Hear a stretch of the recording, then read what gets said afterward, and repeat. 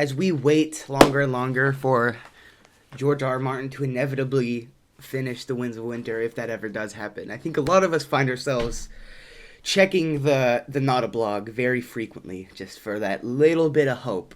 And actually, in today's research for this video, I opened his Nada blog, and it was that little blue rose, and it was him congratulating people for something, but I misread it because my fucking dyslexia, and I could have sworn it said the wins have been announced, but it was the winners have been announced, and that little blue rose next to it, and I about lost my shit.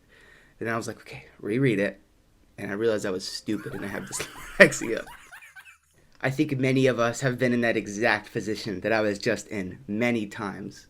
But I think recently what just happened that no one was expecting was George meeting with Maisie Williams and supposedly talking about some sort of project they're working on.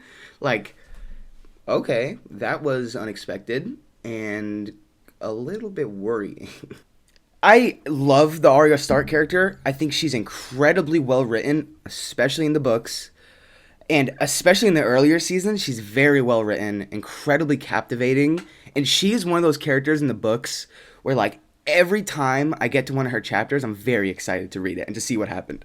And I think especially the way that A Song of Ice and Fire is structured, it has a tendency to, you're turning the page, it's so good, it's so good, it's so good, and then the chapter ends, and you're like, fuck, now I have to be stuck with these people for this chapter. I don't care about that. You're very tempted to just go to the next chapter with the character you were just with, but then you start reading that chapter, and the exact same thing happens with those characters.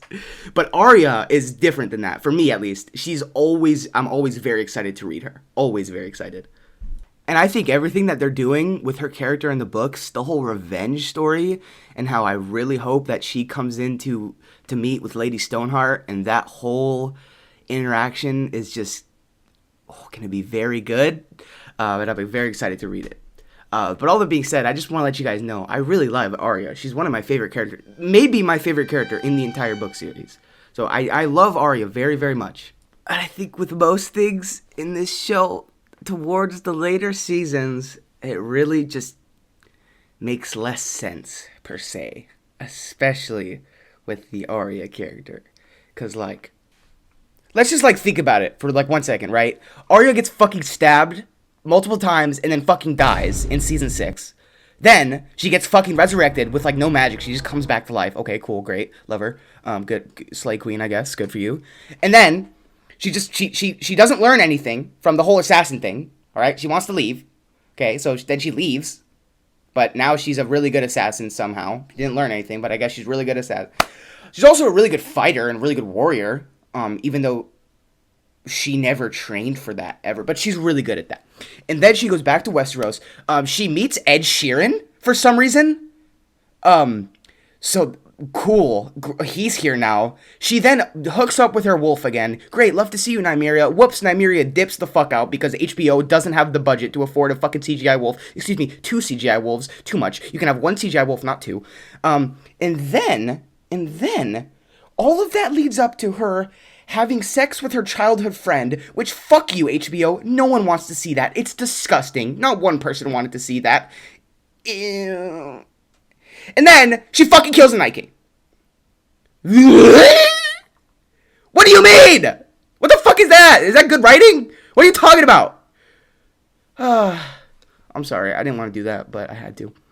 And that's not even talking about, the stuff that they cut from the books, man, which I'm not even gonna go into here. And I'm saying all that to say that I think a Arya Stark movie, or, it would be a movie, that's what they said, but that whole idea of just what's west of Westeros is so backwards and so dumb.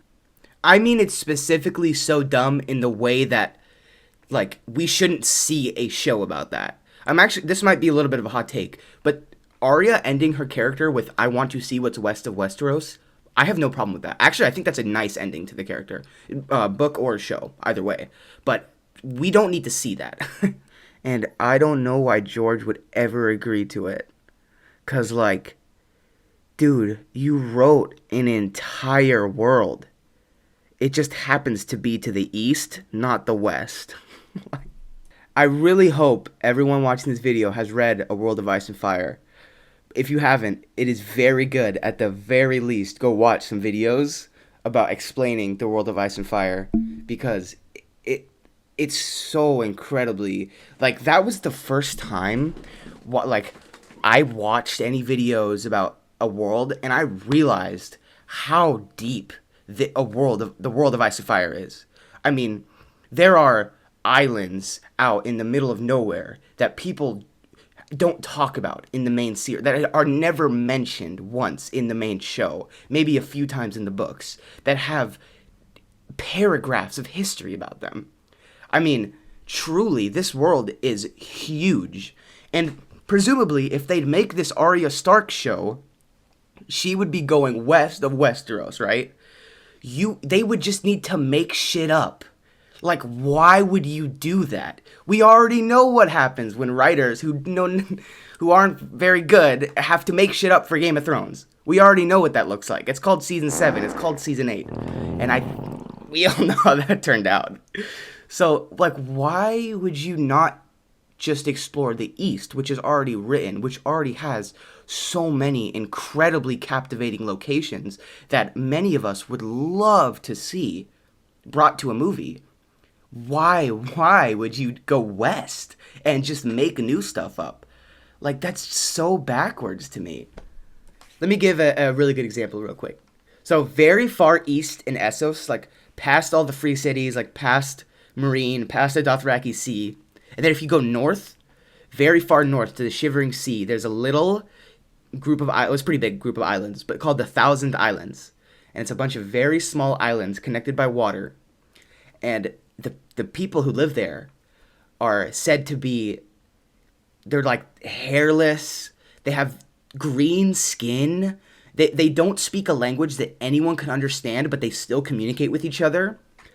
People are very scared of them. They're known to like sacrifice sailors to their fish head god, and like they just and that's mentioned a total of maybe twice, maybe 3 times in the books. Like, but that's a place that has so much deep history behind it, but it's like mentioned twice in the books. Like, that's so cool. And part of me is like, man, I kind of just want to keep it there. Like, let's just have the stories. You know what I mean? Like, who knows if those stories are real? You know, like sailors going by, you know, maybe the water's reflecting in a weird way. The caustics are reflecting a weird way on the people's faces on the beach, so it makes them look green, and they're not actually green, you know? Maybe just look, it's icy water up there, you know? There are tons of whales. Sailors are bound to go missing, but the fact that they come up with these stories of like, yeah, these people there, they sacrifice these fishermen to their gods, but like we have no idea if that's real. Like, I love that so much. And my thing is, if we go to these places in the Corlys show, or, you know, whatever, then, like, man, that's kind of really going to take away from that mystery, you know what I mean? We will truly know if those people are evil. And part of me, that kind of hurts, because I like to have the mystery. I love to have that. And I think that's such a big part of the World of Ice and Fire and Game of Thrones lore, you know? And I think all these shows expanding upon the world, it's kind of going to take away from that a little bit. And I'm a little bit worried about that.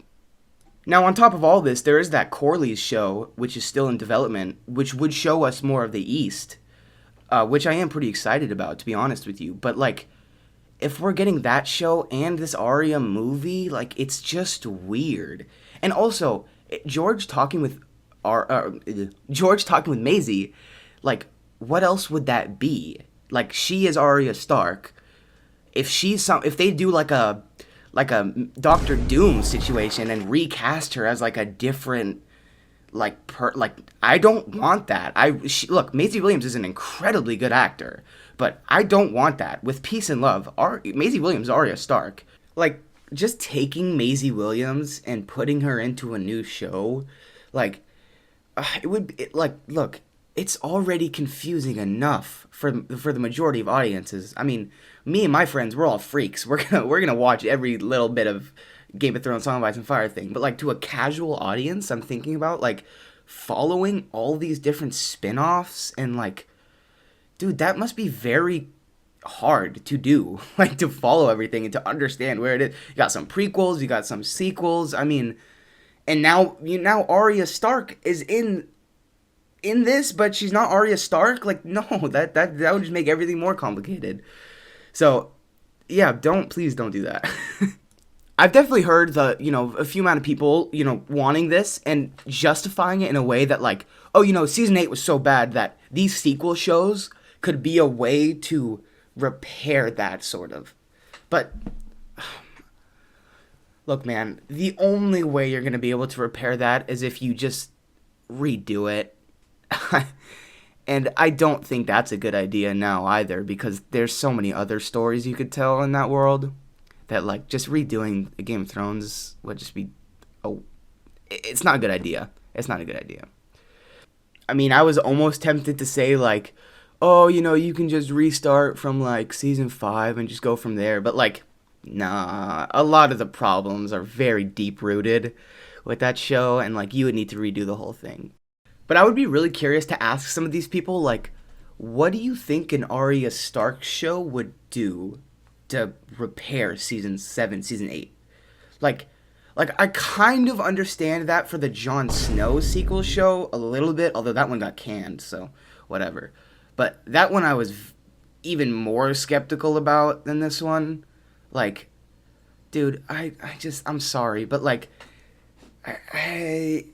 how could you repair that? Like, oh, psych, guys, that Night King that Arya killed wasn't actually the Night King, and the real one was hiding in the north the whole time, and Jon's gonna go find him and kill him.